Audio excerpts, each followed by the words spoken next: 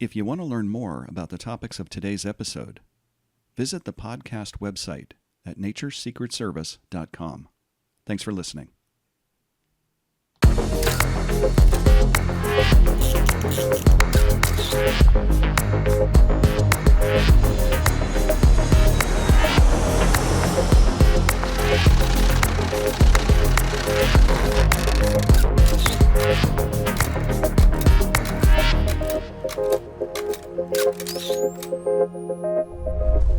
This is Nature's Secret Service, the podcast that puts you in the room with the men and women of wildlife law enforcement.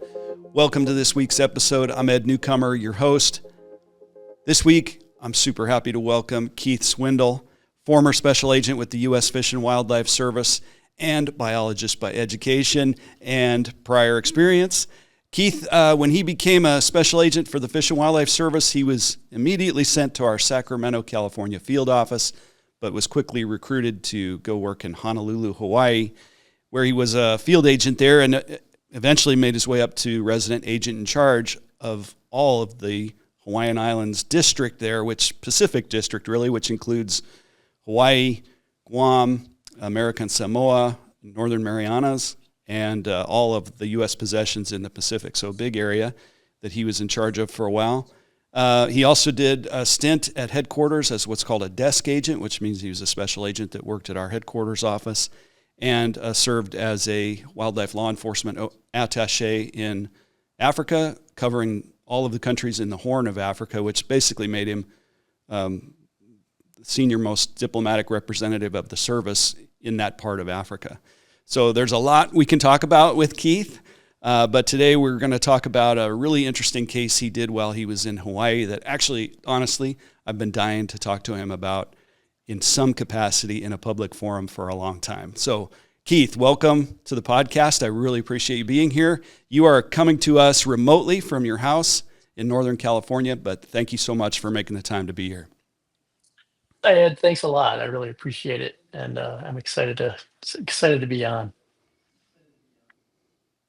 You know, one thing I forgot to mention in your stellar background is since you retired from the Fish and Wildlife Service about a year ago, you're now the executive director of the Audubon Society for Hawaii, which is absolutely the perfect fit for you. I was so happy to hear that news. So congratulations. That's great.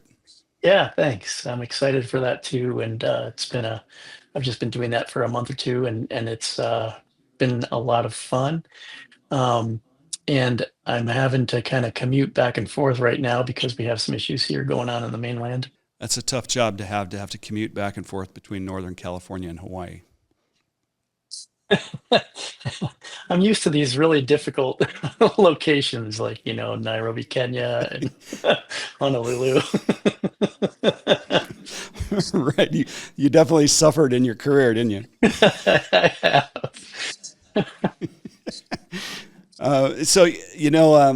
We've talked about this, you and I, before, because we've known each other our whole careers as agents, and we're friends. One of the cool things about being an agent with the Fish and Wildlife Service is historically there's a pretty diverse background among agents, particularly over the last, maybe 25 years or so. And your background, you were a biologist and did a lot of endangered species work in the northwestern part of the U.S. before you were hired as an agent. Just real quick, what drew you to wanting to come over to law enforcement from a biologist background? Yeah, I was recruited by an agent. What happened was, and this is along these lines, like you and I have discussed in the past. It's such a cool thing that we've had people with diverse backgrounds because that background really drives what you do as an agent, and really informs that. And that was really true for me because I was, as you mentioned, a wildlife biologist and a researcher in Oregon. And I had a background in northern spotted owls. I did a decade of research. I led a few research programs on that, and worked for the Oregon Cooperative Wildlife Research Unit at that time. And because of that background, somebody that knew me that was working for the U.S. Fish and Wildlife Service recruited me to become an expert witness, because unbeknownst to me, well, I knew that these cases were going on, but I didn't know anything about the special agents that were doing them in the Pacific Northwest. And basically, those agents needed expert testimony in some of the cases that they were doing on forest birds like the northern spotted owl and marbled murrelet. And so I was hired to the Fish and Wildlife Service as a biologist, to provide that expertise. And I did that for a couple of years. And then the agent came to me one day and he said, "You know, do you know how you go into these meetings as a biologist and and you go into some company that that is violating maybe the Endangered Species Act, and you tell them what they ought to do to comply with the law, and then when you walk out of the room, you feel their middle fingers go up behind your back." And he said, As an agent, if you had a badge and a gun, that's a very different experience, those types of meetings." And I actually got to see that directly. 100%. Yeah, and my first meeting of the same exact kind of meeting, as an agent with a badge on my belt, and a sidearm, instead of maybe just having a consultant with the company, like a biological consultant that I would meet with.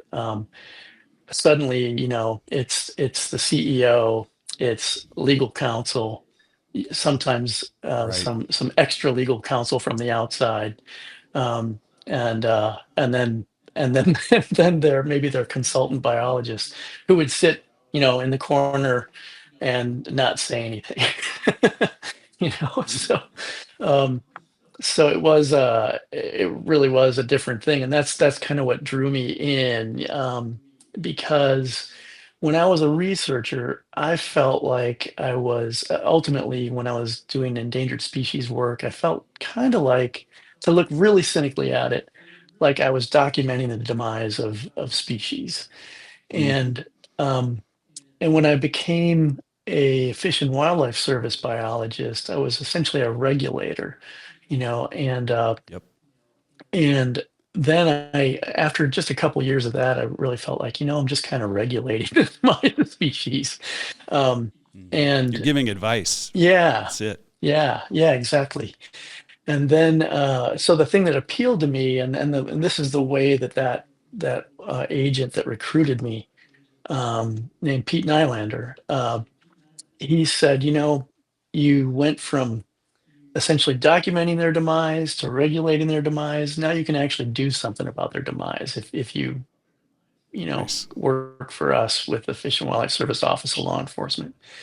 And I felt like that's what got me over the edge. I never had a desire to be in law enforcement, but that's what Right. put me over. Sometimes those Yeah, turn out to be the best agents, are the ones who'd have never picked up a gun in their life before, and you just train them the way you want to train them, and they bring a different background and mindset to the whole thing. I yeah, I had so many similar experiences in Southern California when I was an agent there.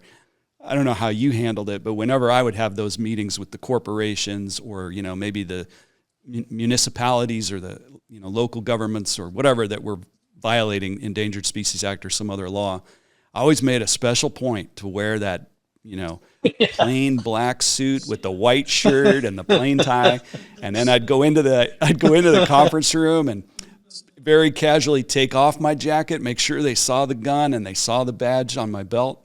And yeah, the attitude and the response you get from corporate violators changes dramatically. And I've said this so many times in so many settings that, I'll say it again, and anybody who watches or listens to this podcast is going to get tired of hearing it. But I don't know if you ever heard this, but one of the great quotes from Abraham Lincoln is that the law without enforcement is nothing more than good advice. yeah, And that is so true. When a biologist is telling you, hey, this shouldn't be done, that's advice.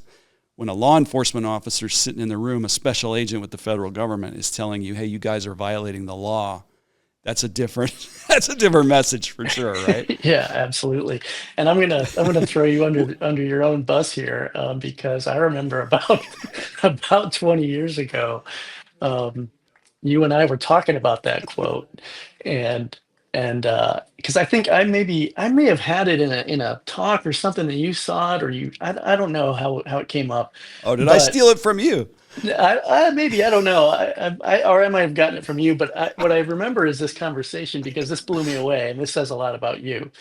Um, you went to the Library of Congress, I believe, to find out the origin of that quote, and to try to That's get true. the original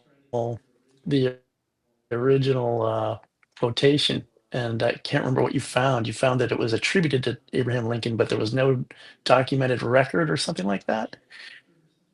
Is that Something right? like that. Yeah.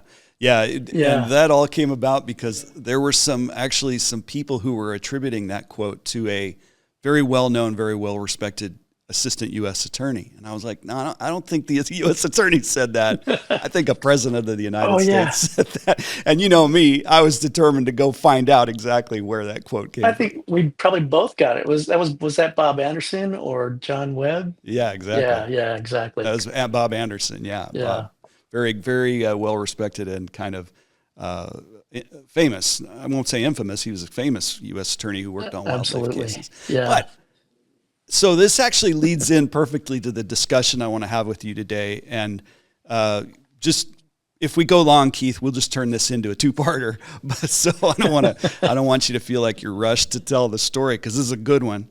But you know, we're going to talk today about a bird, which, you know, perfect that you worked previously on spotted owl stuff. And I want you to tell us about that bird in a second. But mostly right now, I want to ask you the hard hitting question. Why do you hate high school football so much?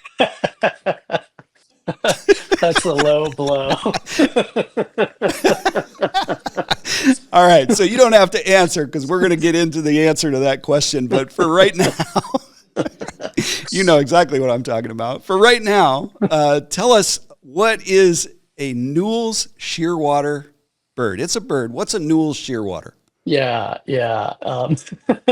And for the record, I love football. Yeah, so the Newell shearwater is one of a couple of species that almost no one knows anything about, and it's a species of seabird that is endemic to the Hawaiian Islands. In other words, it's found nowhere else on Earth. And another Okay. species called the Hawaiian petrel is also endemic to the Hawaiian Islands, and they're kind of similar in a couple of respects. And um, one of the amazing things, and this is exactly where what we were talking about. You know, my because of my background, um, I was recruited specifically to work this case, and that was so I was recruited because I knew stuff about spotted owls, and I became an agent. But on the hiring panel of the agents that interviewed us when we applied for our job Right. was um, was an agent named Paul Chang, and Paul is a native Hawaiian, and he was on the panel. And because I was one of the few biologists that was hired in my cohort, and I had purely like an endangered species enforcement and regulatory background. Paul Right. called me up when I was in Sacramento, as in my first duty station, and he said, "I really want you to go to Hawaii. I really want you to consider to transfer to Hawaii." And and I did, ultimately, and he tasked me with this case, about the Newell Shearwater. And another pivotal person, unbeknownst to me, but a friend of mine that I knew in the spotted owl work, was a solicitor for Department of Interior named Steve Siegel. And Steve saw kind of a standard report come out of the Hawaii Office of of the Fish and Wildlife Service that mentioned that since 1979, and this was probably like around 2000, the year 2000, since Okay. 1979 to 2000, over 30,000 Newell shearwaters were grounded. In other words, they were taken from the sky more or less for various reasons, and and then retrieved, and many of them released. And Steve Hmm. Siegel, being an attorney, was like, well, wait a minute. That's a threatened species under the Endangered Species Act, and it's a migratory bird under the Migratory Bird Treaty Act. Right. And when he found out why they were being grounded, it was all human causes. So that was, as what we would call take under the Endangered Species Act. And Right. so Steve, like I said, it was kind of like a routine report coming through, and these reports were coming through every year. But it took Steve to see it Interesting. and recognize, well, wait a minute, what is this? And turns out, it's probably the largest take of a single land animal species. When I say land animal, the shearwaters. I'm talking like a vertebrate, not a fish. Well, I mean a land Right. vertebrate, not a fish or not an Right. insect or something like that that have high numbers. So, Right. I mean, I can't think of another incident where there's been 30,000 of one species that's on the Endangered Species Act that was taken due to humans, that wasn't a fish or something like that. Right. Right. Um, So the Newell Shearwater, and what we'll try to do here is I'll get some photos of the Newell Shearwater and the petrel, and we'll put them on the Nature Secret Service website so people can go see what these things look like. yeah, But basically, when you talk about grounded, there's a couple things I want to talk about here. One is the law, but the other is when you talk about grounded, I think it would help people understand what that means really if you kind of describe, you know, the habits or the behaviors of Newell yeah. shearwaters and petrels. How do they, you know, what's their process of fledging their chicks, and what do you mean by grounded? Yeah, yeah. So, even though I was a certified wildlife biologist, I had never heard of a Newell shearwater when I went to Hawaii in about the year 2001. And so what I'll do is I'll tell you exactly your question is exactly the initiation of the process I had to go through to figure this out, because basically Paul Chang, Perfect. who, Steve Siegel said to Paul Chang, look at this problem. Paul Chang knew about the problem from when he was a kid in Hawaii, and he really wanted somebody to fix that. And so that's what he tasked me Okay. with doing. And so I moved there, knowing, I mean, I moved there basically with this commission. You gotta fix this Wow. problem. And so Nice. All by yourself, by the way, right? yeah. So, so what I did is I went around, I mean, just being a biologist, I knew I needed to find the people that knew about the birds, and I found the other biologists, the researchers, the state biologists, the federal biologists, the university researchers that had been doing these studies. And we knew, this data that over 30,000 had been grounded, came from somewhere, right? So I went and found those people Mm. and talked to them. And the Newell And Shearwater and and grounded you. I'm sorry, yeah, grounded. You mean basically they were flying, and something for some reason they were knocked out of the air, not of their own choice, right? And they exactly. either come down and they're injured, killed, or Yeah, they just yeah, can't get back in the air by themselves. Yeah. exactly. Yeah. And so Newell Shearwaters and Hawaiian petrels are um, types of seabirds that they kind of need a long runway to get going, in terms of flight.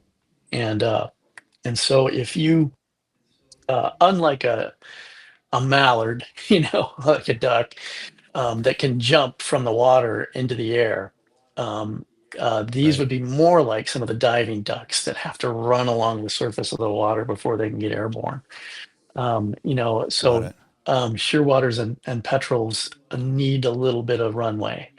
Um, and so where that's meaningful is that if they've come out of the sky for some reason onto the land, they either need a drop off or a clear runway or a real strong headwind and a combination of a drop off to get airborne. Right. And these two species probably what few people realize these days is that seabirds for the Hawaiian Islands and the whole Hawaiian archipelago, um, seabirds were what I would consider the buffalo of those islands in terms of being foundational species to that tropical island ecosystem. Like buffalo are that foundational species to the Great Plains, at one time. And we're starting now to Interesting. recognize that role that buffalo played in the Great Plains and in the prairies and grasslands. Well, seabirds were that for tropical islands. These islands had Hmm. no mammals whatsoever on the land. There was Right. with the exception of a small bat and a monk seal, that came as far as Right. the beach. Um, but on land, there were no mammals. But there were tons and tons of bird species, Hmm. especially, and the ones that I think were foundational were the seabirds for this reason. The Hawaiian Islands were volcanoes that popped up out of the middle of the ocean. So Right. imagine an eruption and this volcano appears, and what you have is nothing but rock. 2,000 It's a miles, rock. a couple thousand miles away from any continent. And the Right. only thing, if you think about creating soil out of rock, the only things we have are wind and rain and sun. But then if you add in seabirds that would colonize the island, Hmm. they would bring um, tons of nutrients to these islands. And Right. if you imagine a volcano in the middle of the ocean that's bare rock, and then you populate that with almost 2 dozen species of seabirds in their millions, Right. from beach to mountaintop. And then those seabirds are making daily flights out to catch squid and fish and other things in the ocean. And then they come back and they defecate. And, all birds defecate and urinate pretty much at the same time. So there's Right. uric acid when they defecate. So they like add a little bit of acid and a bunch of nutrients. And that acid Hmm. helps the rain break down volcanic rock. So in Fascinating. yeah, so if you and then you compound this out over time, basically we owe seabirds the fact that we have soil, on a Right. lot of these Right. islands. Um, Right. so really a critical component to the ecology of the islands, and that was true of a bunch of different species. So now back to your original So question, cool. the what's unique about the Newell shearwater and the Hawaiian petrel is that there were two of the seabird species that could breed way up in the mountains. So Okay. which is in itself just incredible because you imagine you're you know on the ocean in Hawaii and Right. it's 85 degrees or something like that. And then you fly up to like 10,000 feet on top of one of the islands, like the Big Island or on Maui, maybe even higher than that. And then that's where your Right. nest is, and it's sub-zero at night, or I mean sub-freezing at night at least, maybe in the twenty Right. degrees. Right. And then to feed your chick, if you're the Hawaiian petrel, for example, you're going to fly almost to California or to the Aleutian Wow. Islands, and in one feeding trip, like you go out, you catch fish up in Wow. south of Alaska, and then you fly all the way back to your nest 10,000 feet up on this volcano. you know, it's just That's it crazy. is crazy. It is crazy. So anyway, Crazy. um, that's some of the cool Yeah. stuff about those birds, but they are nocturnal when they go to nest. So the only Mm, time that they come to land is as the sun is setting and after dark. And okay. I don't entirely understand why that is. There may have been some ancient predator in the daytime that's Right. extinct now that maybe made them that way. But for whatever Right. reason, they come in at night, and they also leave at night, or leave Mm, before daylight. So to go out to sea. And what happens is okay. for both species, they raise one chick in this hole in the ground up high in these mountains, or in these some of which are forested and some are just barren, like looking like Mars, like up on Mauna Loa, for example. um, Right. and when it's barren, they're nesting in like a little lava tube, or a little crevice or something under the rocks so they can get some shade. When it's vegetated, they might burrow down into the soil or the roots of plants, or even on the Okay. surface under plants. But and then they raise this one chick, starting in like or late spring, and then that one chick is their only egg is literally in one basket. Right. Right. Right. And Okay. then come October, those chicks mature enough to make their maiden voyage out to sea, and Okay. and they have one shot at it. They're not like a lot of other birds where they can try to fly and then fail and then perch somewhere and then get fed again, and that sort of thing. Right. They have to wait till they can So they're actually. gonna Yeah, they're gonna launch off their cliffside nest, and if they don't make it, they ain't taking off again, basically, right? exactly, exactly. And Okay. so they get airborne often by climbing. They'll literally climb trees, they'll climb brush, they'll Wow. climb rocks, and then they'll get a little bit of height that way. And if the wind is right, they'll launch, and then they're Okay. airborne. And that And this is flight, at night, right? yeah, yeah. And that Okay. flight, they have to make it to the ocean. If they don't make it to the ocean, they're pretty much toast. Um, and Okay. So what we think happens is they navigate by moonlight and starlight, and they Mm, fly out toward the ocean. So this flight could be, from the center of these islands, might be, 10, 12 miles or just a couple miles. Uh, but anything in their way is a problem. mm, And right. so, as they come down, if they're going to if there's power lines in their way that they can't see in time, and they have good night vision, but Right. not, perfect. And bear in mind, it's their first flight. They're not that great Right. Never flown great before. at Right. maneuvering.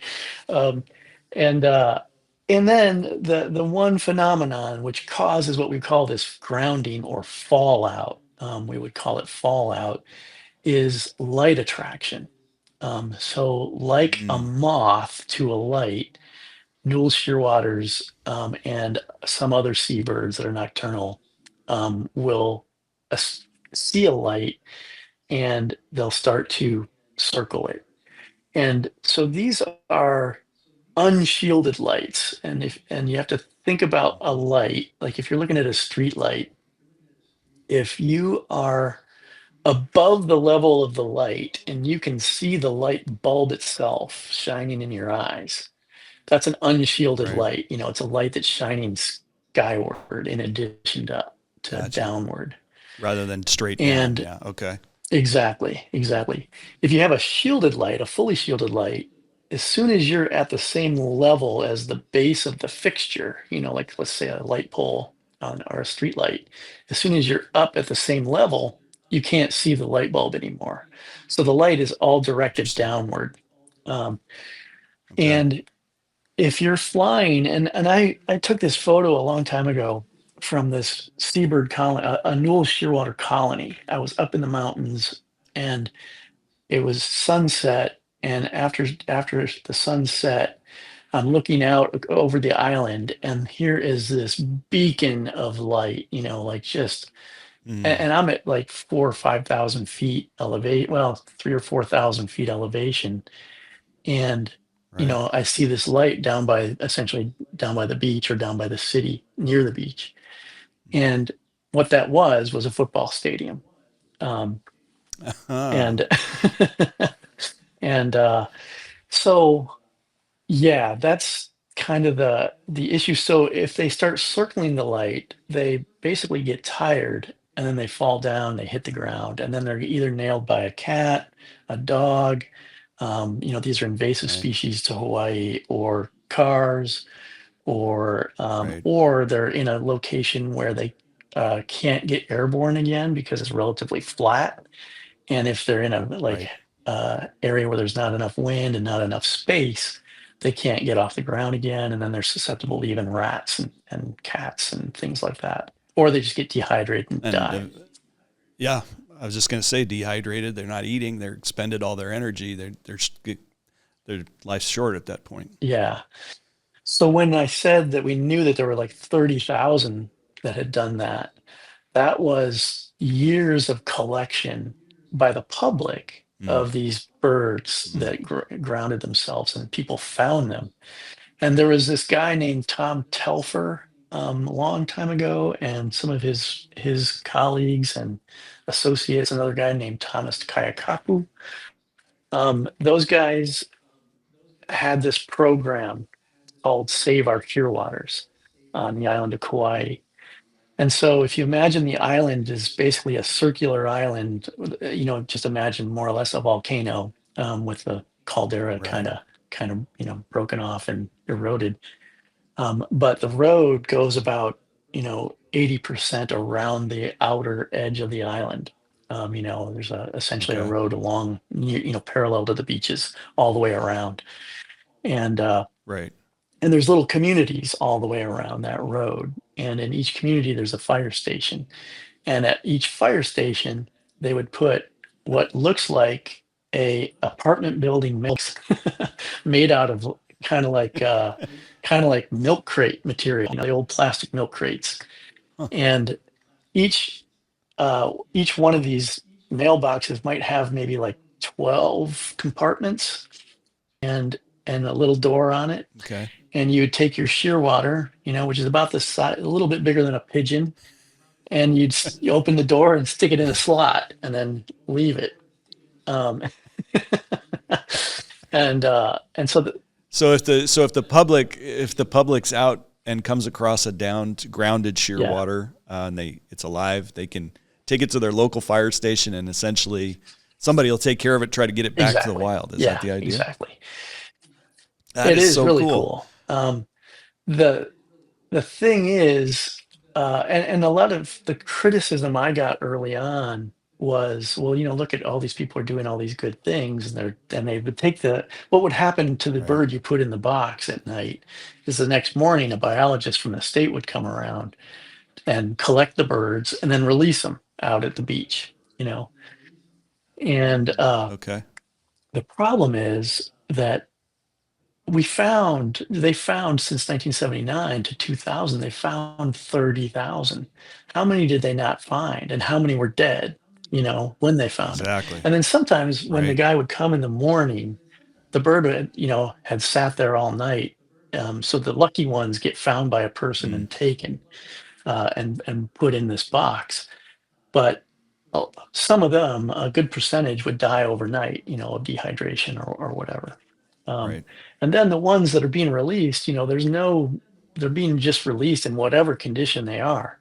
Sometimes they couldn't even leave the beach, they wouldn't Right. fly, they'd just end up dying there. Mm, Um, so, right. and then what about all those, tens of thousands undoubtedly that were never found?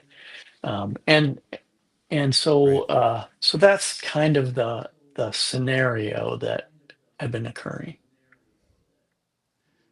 Yeah. So now's a good time to make sure that everybody understands the law, because I can just imagine there's a lot of people like, yeah, so what's a special agent involved here Yeah. for, and why? So you already mentioned shearwaters and petrels. They're both listed under the Migratory Bird Treaty Act, which is a federal law that prohibits the take of any bird listed under that act. Give a quick rundown, Yeah, Keith, and correct me if I get anything absolutely. wrong. But with the MBTA, that's an old federal statute, and it's a good one, because it's basically a strict liability Yep. law. So if you it doesn't matter if you set out to kill a bird or you intentionally did something that killed a bird. You kill a bird on the list, and technically you violated it. That's strict liability. But the shearwater, the Newell shearwater, is listed also under the Endangered Species Act as threatened. Is the Yeah, the petrel as petrol is well? actually listed as endangered. Yeah. Oh, it's Yep. endangered. Okay, so that's a different level of protection, and taking, killing, capturing, doing anything that harms them is considered take. Can be a criminal violation, but there has to be some type of either intent there somehow involved. Either you intentionally set out to do it, or you were told, hey, this behavior is resulting in take, and then you don't change that behavior, so that turns Yeah. into you're intentionally Yeah. acting now, right? And you know businesses can get tangled up in this, right? So you mentioned, how the birds see lights, as maybe they confuse it with stars or moons. In Southern California, when they started to build all of these solar fields, right under the Pacific Flyway, which is a major migration route for migratory birds, what we started to see out in California was at night, water birds, waterfowl, geese, ducks, loons, whatever, mergansers would be flying, and they would see these solar fields reflecting in the starlight or the moonlight, and they would think it was a lake. Hmm. And they'd come down to land on this lake, and they hit the panels and they kill Yeah. themselves in the Yeah. thousands, Yeah. right? So the question is, the company that puts up the lights, or the company that puts up the solar panels or the wind turbines, they may not know Hmm. at the time. They probably should if they did their due diligence with their biologists ahead of time, but they may not have known that they were building right under a major Hmm. flyway. And so then the question becomes, they start to kill birds unintentionally. They never set out to do that. Obviously, they're just trying to provide light or generate power. But as these birds start to get killed, particularly in high numbers, it goes way beyond incidental take, and it could actually impact the population. So what Hmm. normally happens is the company is advised, usually by that biologist, like Keith Swindle was before he became an agent, says, hey, you're killing a lot of birds out here, Yeah. right? And here's some things you might do to minimize that, or to stop it, or to reduce it dramatically. And then at that point, if the company, whether it's SoCal Edison or a power company or a private business that owns these wind turbines, if they don't change the way they operate their equipment in a way that reduces their numbers of kills, then essentially they're intentionally violating the ESA, Endangered Species Act. I just wanted to kind of cut through the explanation, because sometimes I think people, they don't really understand, well, so somebody built solar power, that's a good thing. Why would that company be potentially criminally liable Right. for killing wildlife? And it's not that simple. There are a lot of things these companies know ahead of time about where they're building, and there's a lot of things they know that they could do to reduce deaths or eliminate deaths, but it costs money, and they don't want Yeah. to do it. And so they just hope that they're not going to get in trouble. I mean, is that a fair explanation of kind of where you were with shearwaters when you got there? Absolutely. Absolutely. Yeah. And, along those lines, some of the, uh, this is not the right term. What some of those that were responsible for the particular lights that were causing this to happen, and the particular power lines, they were early on kind of involved in the Save Our Shearwater program, more or less, passively, Interesting. often. In other words, like the state biologist might say, you know, I want to do this Save Our Shearwaters program. They might give them a little money to buy the milk crate material, or something like that, or they might contribute in other ways, maybe publicize it, or something, because this is only happening every October and November. and only during Mm, primarily during the new moon phase of October and the new moon phase of mm, November. Um, and that's when the fledging season for these species was. And so, there was these efforts, mostly voluntary efforts by not necessarily the people that were doing that had the facilities that were harming these species, but they were either they're supportive, just generally supportive, but really not taking the responsibility to make things better, in my view. Um, and right. throughout my career, and you've raised this really interesting, almost dilemma, right? Where if somebody Mm, is basically causing unintentionally causing the demise of a species through whatever their facility is or whatever their action is, then how punitive do we want to be against them? And then right. how do we bring them into quote unquote compliance where they're no longer doing that? And and the sad reality of humans is, like, and just like our favorite quote, we, you know without Hmm. enforcement, the law is just advice. you know Absolutely. and Yeah, and often when financial interests compete with advice, financial interests yeah, win, yeah. right? I used to when I would Oh, go ahead. So, yeah, I go was going to ahead, go say, I ahead. used to, when I would give my talks and I would use that quote, I used to say, from a financial perspective, it's arguably bad advice. you know, the Right, law is that's true. arguably bad advice. Yeah, that's Yeah, true. That's true. And but it's we could go off on a whole tangent yeah, about criminal justice education and criminal justice concepts. But one of the things that I think is so cool about living in a democratic society is that it it essentially the citizens of the United States give their permission to have law enforcement officers enforce the law against yeah, them, right? yeah, Like the only reason a law enforcement officer has authority to make an arrest is because voters gave them permission to use force if necessary to yeah, enforce the law. yeah, And a non-democratic country, that is not yeah. true, and we can change it too. So if you just look at marijuana laws, 20 years ago you could have gotten arrested for having hmm marijuana. In many states now it's legal, and that's because voters decided they wanted it to be legal. And when they do, the cops won't arrest you hmm for it anymore, hmm right? And so as a society, we make a choice. We want to protect these animals. We do not want Newell's shearwaters to go extinct. So yeah, we're going to have to. There's going to be a financial uh, burden that's going to have to come with that, and Yeah, it's not a huge one, yeah. but that's what we Well, decided, and so that's what the law enforcement officers are going to do. yeah, yeah, exactly. And so because of this kind of, I use the word dilemma, I didn't go out and say, look, you're violating the law, you're under arrest, we're going to jail right now. What I did is Exactly.